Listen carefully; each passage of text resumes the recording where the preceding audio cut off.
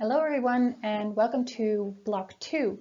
By now you should have had your first exams and I hope all went well. We're going to get back on track with English and this video will explain modal verbs to you. Now modal verbs are those verbs that are seen as helping verbs, and as you can see in the example below, I can't go to Frederick's birthday party. The main activity focuses on going. And can simply explains whether that is possible or not to go.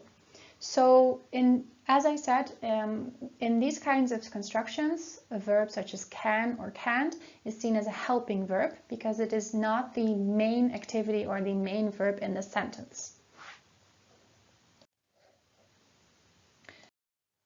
In English, the following modal verbs are known, which are can and can't, could and couldn't, the more polite form of can, shall and shall not, should and shouldn't, will and won't or will not, would and wouldn't, which is also the more polite form of will, have and haven't, which can actually also be used as a main verb in a sentence. For example, when you have a cat, referring to ownership, must and mustn't or must not, and may not, might and might not, and those were all of the modal verbs known in English.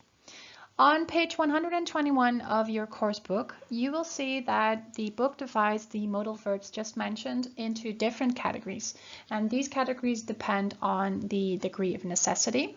You will see the categories obligation, necessity, prohibition, and recommendation. What you also see is that the different modal verbs that have just been mentioned can also sometimes be categorized into multiple categories, such as have to or must, for example. We will first discuss the modal verbs of obligation and necessity. And obligation is whenever someone orders you to do something, whereas necessity is when you order yourself to do something.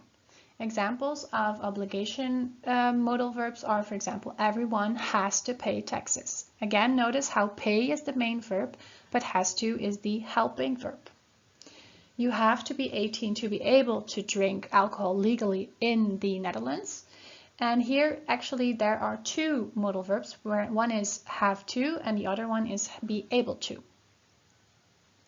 For necessity, you can also see how Lauren has to study for exam. She orders herself to do that. Or, for example, when I order myself to see my parents before they leave for their holidays. Again, has to and have to are the modal verbs in these sentences.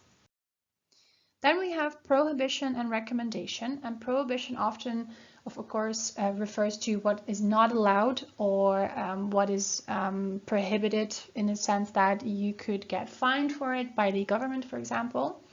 And recommendation is whenever you are giving someone an advice or a stronger suggestion.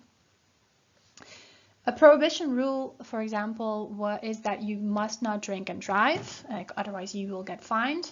Something that we are prohibited to do as Europeans is also visiting the United States without a visa.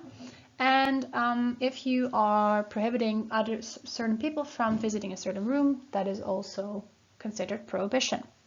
When recommending, you could use the modal verbs should, must, for example, and you could, for example, say you should really see the new James Bond movie, or whenever you give someone a strong recommendation, you would say you must tell her you love her.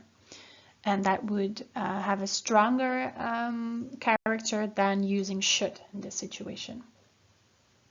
Now, the book does not cover all of the existing categories for modal verbs. If you would dive into this matter a little bit deeper, then you would also see that there's categories of ability and possibility, which both use can.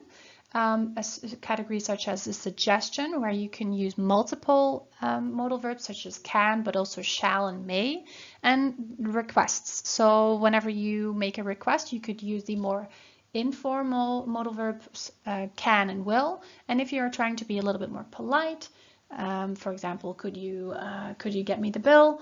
or would you be so kind as to take my coat, then those are the more formal alternatives to can and will. And in the next slides, we will also show you a number of examples so that you get a better understanding of these uses. Now, as I said, ability and possibility are very close to each other. As you will see, ability and possibility both use can and could, or actually can more specifically. You can, for example, call someone, or you can make the reservation. And with possibility, you see that it is more frequently used for asking questions.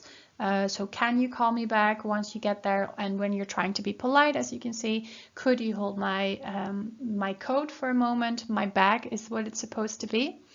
Going over to suggestions and requests. Suggestions are used whenever you are offering your help. For example, when you would say, may I take your coat, or shall we call it a day? And requests are used whenever you're asking for something in a particular situation. Maybe you're trying to be very direct, so will you please stop talking? Or whenever you're making a kind request to ask whether someone would like anything else. The difference between those two categories, so suggestion and requests, as you can see, is then, for example, between can and could, and shall and will and would.